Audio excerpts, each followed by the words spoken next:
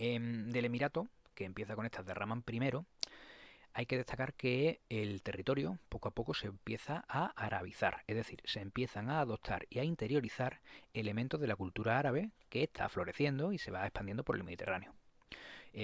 Con la cultura árabe llega una nueva forma de entender la religión monoteísta. ¿Vale? Las nuevas ideas religiosas que vienen de Oriente van cobrando forma y definiéndose en lo que luego será el Islam, que se va expandiendo por el territorio que dominan los árabes y va sustituyendo o actualizando a otras religiones. Y digo actualizando porque al principio no es que fuera una religión aparte, era una especie de variante del cristianismo y del judaísmo que se irá separando de ellas hasta definirse como algo distinto. Pero hago hincapié en que eso no es inmediato y os cuento un poco más de esta religión, que será la que predomine en Al-Ándalus. Los primeros musulmanes se definían a sí mismos por contraposición al catolicismo que tenían enfrente, en el Imperio Bizantino. Porque muchas veces uno no sabe exactamente lo que quiere o cómo lo quiere hacer, pero sí que sabe lo que no quiere. Y os pongo un ejemplo. Si me preguntas qué nombre elegiría para ponerle a mi hija, pues a lo mejor tardo un poco en decidirme. Pero lo que tengo muy claro es cómo no quiero que se llame mi hija, no quiero que se llame Sigismunda, ¿vale? Bueno, pues ellos igual. Los detalles se iban añadiendo y quitando poco a poco, pero lo que sí tenían muy claro es que no querían tres dioses. El lema que más cosían en los estandartes o ponían en las monedas, nuevas que iban haciendo, que iban acuñando, decía, solo hay un dios. Y lo ponían en latín, también lo ponían en griego, y al poco, cuando se fue expandiendo el árabe, pues también lo ponían en árabe. Y con ese lema que les definía, se estaban metiendo con los católicos. Por lo que decíamos de que si teníamos tres dioses y todo aquello, de que no comprendían o no estaban de acuerdo con el misterio de la Trinidad. Por lo demás, en su libro sagrado se habla del amor de Dios, se habla del amor al prójimo, de que Jesús, aunque no fuera Dios para ellos, era el último gran profeta de la antigüedad. A ver, si lo pensamos, esas nuevas ideas religiosas tienen cierto parecido con las que ellos ya conocían, por ejemplo, con el arrianismo que vimos en tiempos de los visigodos y que era tan común en la península ibérica y en el norte de África con los vándalos. Pues estas nuevas ideas religiosas no plantean nada demasiado radical para que un ciudadano de a pie no las entienda, ¿vale? A ellos no les costó mucho esfuerzo mental comprender de qué iban estas nuevas ideas religiosas que luego darían forma al Islam. Pero es que además, como hemos comentado en varias ocasiones, lo que más le importaba a los ciudadanos normales no era rezar de rodillas, de pie o mirando a la Meca, era tener algo que llevarse a la boca, poder dar de comer a su familia. Y bueno, como veremos después en la pirámide social, los que no quisieran convertirse a esta nueva religión tenían que pagar un impuesto extra. Así que salía muy caro seguir siendo judío o cristiano, por lo que mucha gente que se convirtió al Islam no lo hizo por fe, sino por economía. ¿Vale? No tenían dinero para seguir siendo oficialmente cristianos. Y recalco lo de oficialmente, que recordamos que luego cada uno en su casa haría lo que quisiera mientras no se enterase el vecino o Hacienda. Bueno, vamos a ver ya el califato. En el año 929 comienza la segunda etapa, ¿vale? Esta segunda etapa que es cortita y nos vamos a centrar en dos personajes, Abderramán III y Almanzor. Abderramán III es un emir, descendiente de Abderramán I, y dice que ser emir mola, pero que molaría más ser califa, porque si el emir manda en temas políticos, es decir, es como un rey, el califa es rey y también papa. A ver, no papa, ¿no? Porque los musulmanes no tienen papa, pero para que me entendáis, es el que manda en temas religiosos. En este momento, siglo X, la religión y el Estado van de la mano y lo seguirán estando incluso hoy día en muchos países árabes. En Inglaterra, que no es un país árabe, pero bueno, en Inglaterra, por ejemplo, pasa hoy algo parecido, que la reina es también la líder de la iglesia anglicana. En España, por ejemplo, sin embargo, pues no, la religión va por un lado, el Estado va por otro. Bueno, en aquellos días, siglo XI, o sea, siglo X, perdón, ya digo, ser califa equivale a ser más que un emir, ¿vale? Tiene más poder. Así que Abderramán III se nombra a sí mismo califa de Al-Ándalus. Y esto es lo más importante de este periodo. Que por cierto, cuentan las crónicas de la época que Abderramán III era rubio, de ojos azules y piel rosadita. Esta era la característica física curiosa de la que os hablé en el vídeo anterior de los visigodos. Los cronistas lo atribuyen a que la madre de Abderramán III era de Navarra y claro, pues el nene heredó de su madre ese aspecto tan europeo.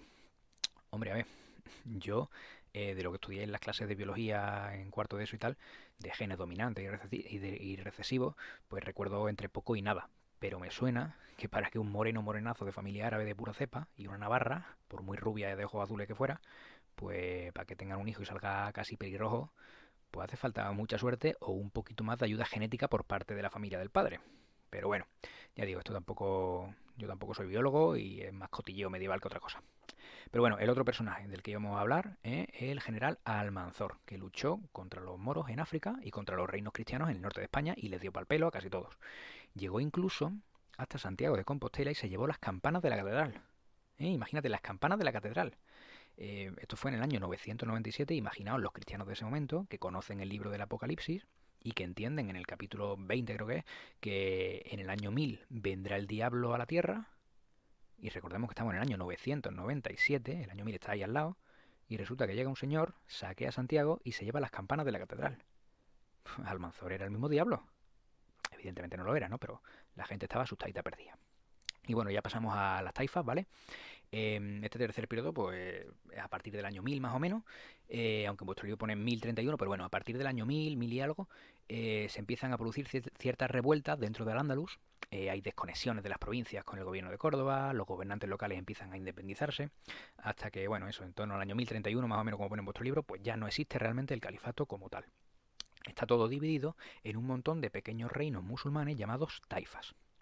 Está la taifa de Sevilla, por ejemplo, la taifa de Toledo, la taifa de Murcia. Bueno, pues todas son independientes entre sí, pero a veces se alían, otras veces se pelean, otras veces se vuelven a aliar, bueno, en fin. De esta época, pues quiero destacar por un lado que las luchas entre reinos no eran cristianos contra musulmanes y musulmanes contra cristianos.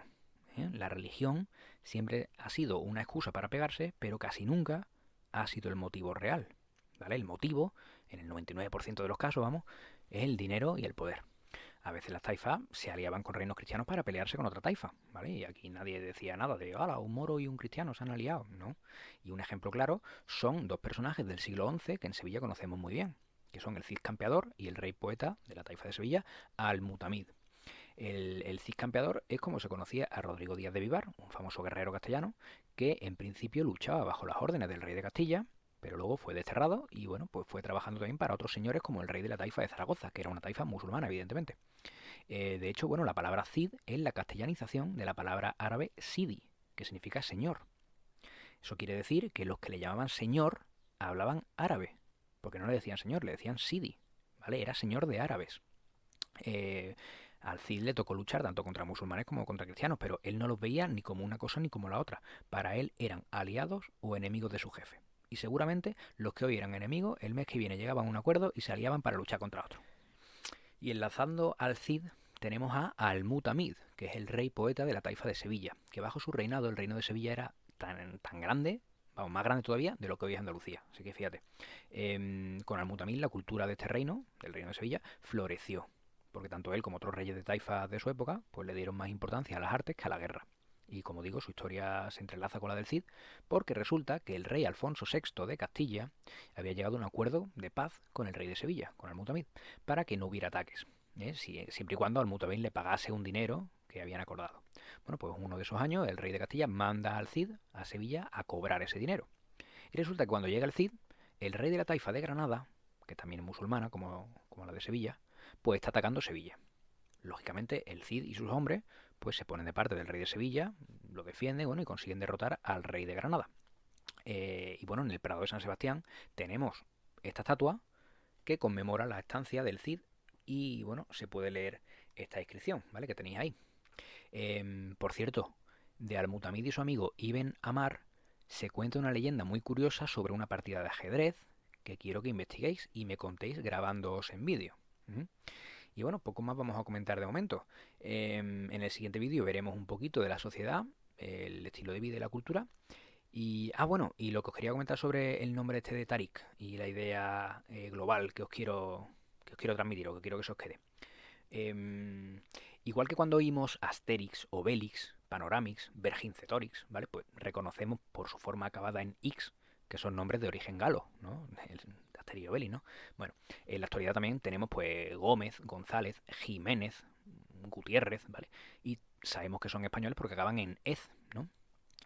Pues el nombre Tarik tiene la morfología de otros nombres germánicos como Teodorico, Eurico, Alarico, Roderico, solo que a Tarico le han quitado la O, tal vez para que parezca que es algo distinto a lo que había en España ya. Bueno, pues leyendo entre líneas, es decir, buscando una lógica un poco más oculta o más allá de la evidente, Pues su nombre me dice que tal vez fuera descendiente de tribus bárbaras, como los vándalos, ¿vale? Que sabemos que se asentaron en el norte de África cuando los visigodos los echaron de España. Bueno, pues lo fuera o no, en cualquier caso su nombre me confirma que en esta zona maravillosa del Mediterráneo donde nos encontramos hay una gran transmisión cultural, una gran transmisión de ideas entre Oriente y Occidente, entre Asia, África y Europa. Y os pongo un ejemplo más antes de terminar. ¿Os acordáis cuál era el nombre del arzobispo visigodo de Sevilla que estudiamos hace unos días? Isidoro, ¿verdad? ¿Y sabemos lo que significa Isidoro? Pues Isidoro significa regalo de Isis. Pero si es una diosa pagana oriental. ¿Es que Isidoro o sus padres resulta que adoraban a Isis o no eran cristianos? Pues a ver, yo me llamo Ángel porque mi familia tiene la tradición de que el hijo mayor se llame Ángel o Domingo. Ya sabéis cómo se llamará mi hijo. A lo mejor, pues en la familia de Isidoro también tenían alguna tradición y por eso se llamaba así, ¿vale? Lo importante es tener claro que hay una transmisión cultural, ¿vale? Que las ideas fluyen, que los que conquistan la península no son un pueblo ajeno a todo lo que nos rodea, ¿eh? Que la España de Al-Ándalus es tan España como lo será luego los reinos cristianos, ¿vale? Que en definitiva tienen más en común, para que a ver si nos entendemos así, tiene más en común Rodrigo, el rey, ¿vale? El rey visigodo, Rodrigo, con el moro Tarik que viene a conquistarlo, por haber vivido en el mismo tiempo y tal, que lo que tiene Tarik, por ejemplo, con Almanzor, o lo que tiene Rodrigo con el Cid, que los dos eran cristianos. Bueno, pues este continuo fluir de conocimiento es lo que hace nuestra tierra un sitio tan rico, tan bueno, tan guay.